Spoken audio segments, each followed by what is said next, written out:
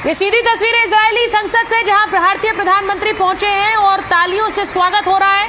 तालियों की गड़गड़ाहट के बीच भारतीय प्रधानमंत्री इजरायली संसद में।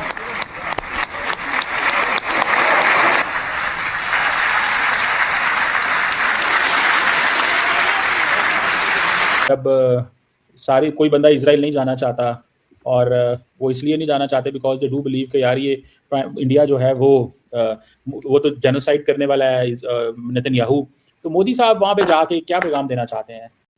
जियोपॉलिटिकल सब्जेक्ट में टाइमिंग बहुत मैटर करती है। ये बात मैं इसलिए कर रहा हूं क्योंकि भारत के वज़ीर-ए-आज़म नरेंद्र मोदी इजराइल का अपना अहम दौरा करने जा रहे हैं और मिशन सुदर्शन चक्र को एक्टिव करने की बात की जा रही है।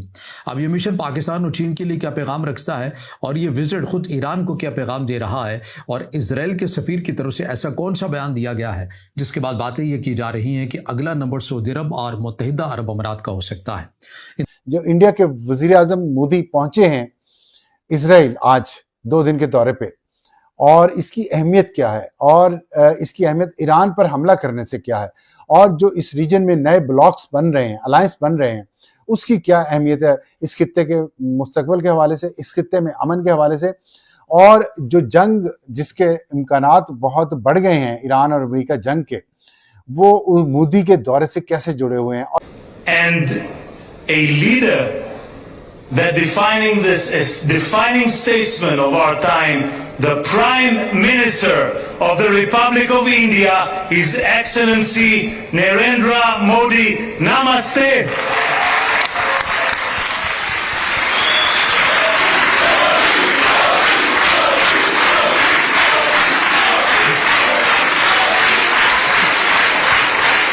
मोदी जी के ताल्लुक है विजिट का। मेरे ख्याल में आज हमारे एक उसमें जंग में खबर मैं देख रहा था, तो उसमें उन्होंने कहा जी कि जंग में जो तजुर्बा हुआ है ना, पिछला जो पाकिस्तान के साथ उनकी जंग थी, स्कर्मिशेस थी, उसकी वजह से जो है ना वो गए हैं इजराइल, और वो फोकस उनका जो है ना वो डिफेंस इक्विपमेंट होगा, और वो $10 बिलियन के करीब वहाँ पे शॉपिंग करने जा रहे हैं। तो इट स्टैंड्स टू रीजन के हो सकता है कि उनका डिफेंस पे ही फोकस हो, लेकिन बाकी चीज़ों पर भी जाहिर है कुछ ना कुछ तो बात और होगी। और इसराइल आपको पता है कि बहुत एडवांस्ड है टेक्नोलॉजी में, साइंस में। भारत के जो मौजूदा जो वज़ीर-ए-आज़म नरेंद्र मोदी, ये पहले वो वज़ीर-ए-आज़म बने थे 2017 के अंदर जिन्होंने बहैसियत भारत के वज़ीर-ए-आज़म इसराइल का दौरा किया था। इससे पहले आज तक कोई रिकॉर्ड नहीं था, ये पहली बार 2017 के अंदर हुआ था, और ये नरेंद्र मोदी की तरफ से पैगाम दिया गया था कि वो इसराइल के साथ बेहतर ताल्लुकात चाहते हैं। अब जो 25 फरवरी 2026 को जो विजिट होना है, इसके एक मेन एजेंडा है, उसके ऊपर हमने बात करनी है, लेकिन इसके अंदर इसराइल की जो पार्लियामेंट है उससे खिताब भी नरेंद्र मोदी की तरफ से करना है, और ये तासुर देना है कि हम दोनों जो ममालिक के ताल्लुकात है उनके अंदर किस हद तक जो गर्मजोशी है वो पाई जाती है। सबसे बड़ा एजेंडा जो इस विजिट का रखा गया है वो है मिशन सुदर्शन चक्र। अब ये मिशन क्या है? बेसिकली भारत के अंदर जो हिंदू मज़हब है, उनके जो भगवान है विष्णु भगवान जो है, उनका एक मुक़द्दस हथियार माना जाता है जिसको कहा जाता है सुदर्शन चक्र, यानी कि एक ऐसा हथियार जो दुश्मन के लिए उसकी तबाही की अलामत समझा जाता है। इसी मुक़द्दस हथियार के मुताबिक जो भारत के हिंदू मज़हब के मुताबिक है, इसी नाम के मुताबिक भारत जो है वो इसराइल के इश्तराक से पूरे मुल्क के अंदर अपनी एक ऐसी एयर डिफेंस शील्ड बनाना चाहता है जो उसे पाकिस्तान और चाइना से ज़्यादा जो है वो उसको प्रोटेक्ट कर सके। कुछ कार माहिरीन के मुताबिक एक ऐसा दिफाई निज़ाम होगा जैसे कि इसराइल का आयरन डोम है, लेकिन कुछ तज्जियाकारों को यह कहना है कि ये इससे भी बड़े पैमाने के ऊपर भारत जो है वो इसराइल के साथ मिलकर जो है इस मंसूबे के ऊपर काम कर रहा है, और ये खालिसतन पहली बार जो इंस्टॉल होगा, अब जब ये बन जाएगा तो ये भारत के अंदर ही होगा। और अब ये बड़ी हैरान कुन एक बड़ी दिलचस्प बात भी है कि मंसूबा ये भारत का है, इसराइल को इसके अंदर शामिल किया गया है ताकि दोनों ममालिक मिलकर इसके ऊपर काम कर सकें, लेकिन ये इंस्टॉल जो है लगेगा जो ये भारत के अंदर लगेगा। तो लिहाजा आप ये कह सकते हैं जो इसका मेन और अहम जो हिस्सा है वो भारत ही है, क्योंकि भारत के अंदर ही इंस्टॉल होना है। तो लिहाजा जब ये ऐसा मंसूबा को बना था या उसकी जो अनाउंसमेंट होनी थी वो भारत ही को करनी चाहिए थी, लेकिन ऐसा नहीं हुआ था। 15 फरवरी 2026 को इस मंसूबे से मुतालिक पहली बार भारत के वज़ीर-ए-आज़म ने नहीं बल्कि इजराइल के वज़ीर-ए-आज़म बेंजामिन नेतन्याहू ने यह अनाउंस किया था कि हम भारत के साथ मिलकर ऐसा करने जा रहे हैं जो भारत के अंदर इंस्टॉल होगा।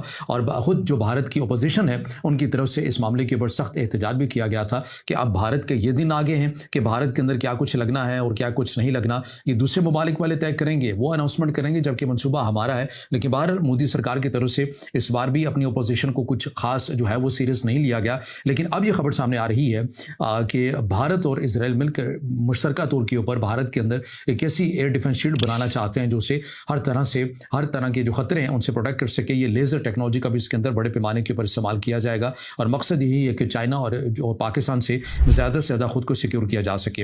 अब देखिए मुसलमान मुल्क इस वक्त कितने हैं दुनिया में, कम से कम 40-44 मुल्क हैं, 56 नहीं है जो हमारे यहाँ आमतौर पे कहा जाता है। तो वो उन सब का भी आप मिला लें, जितनी इजराइल की इन्वेंशंस हैं, डिस्कवरीज हैं, वो अकेले इजराइल की ज्यादा हैं इन सारे मुल्कों से। और इजराइल की पॉपुलेशन कितनी है? About 9 million, 90 lakh. उसमें से भी 20-22-25 लाख जो हैं नॉन जूज हैं, जेंटाइल्स जिनको कहा जाता है। तो 70 लाख यहूदियों की अचीवमेंट साइंस में, टेक्नोलॉजी में 2.25 अरब या 2 अरब मुसलमानों से ज्यादा है। तो ये एक लम्हा फिक्रिया है मुसलमानों के लिए कि इतने कम यहूदी। फिर नोबेल प्राइज आप देख लीजिए कि मुसलमानों ने कितने जीते हैं और जूज ने, जो कि एक मिनिस्क्यूल माइनॉरिटी है पूरी दुनिया के हिसाब से देखें तो, कि उन्होंने कितना वो किया है। तो तालीम के साथ जो कमिटमेंट है उनकी, we need to learn from that. शायद ही किसी कौम की, किसी कम्युनिटी की इतनी ज्यादा कमिटमेंट एजुकेशन के साथ है जितनी यहूदियों की है। There was a time Cheema साहब when Harvard and other universities, top universities would not admit Jewish students. इतना प्रेजुडिस था। तो उन्होंने कोई वायलेंस नहीं किया, कोई धमाके नहीं किए, हार्वर्ड को उड़ाने की कोशिश नहीं की। They fought their battles politically and judicially. उन्होंने अदालतों में गए, मीडिया पे गए कि भाई हमारे साथ ये ज्यादती हो रही है। तो ग्रेजुअली जो है हार्वर्ड ने कहा कि अच्छा आप 2% है तो 2% कोटा ले लो। उनका अच्छा 2% तो दो, उसके बाद फिर बाकी देखेंगे। आज हार्वर्ड में 33% से ज्यादा जूइश स्टूडेंट्स हैं जो वहां पढ़ रहे हैं, हालांकि उनकी अमेरिका में आबादी जो है वो 2% से भी कम है। So that is what we need to learn. इस कुछ साजिश नहीं है ये कि जी यहूदी जो है अच्छे ओहदों पे पहुंच जाते हैं। तो फेडरल रिजर्व का एक चेयरमैन था, यहूदी था वो, उसकी मैं स्टोरी पढ़ रहा था कि वो ऑड जॉब्स किया करता था जब समर वेकेशन होती थी। कोई बिलियनियर यहूदी उसको कोई साजिश के तहत पैसे नहीं भिजवाता था कि तुम्हें जरूरत नहीं है मेहनत करने की और ये तुम्हें याशी है जी, तुम्हें हर सहूलत हम देंगे।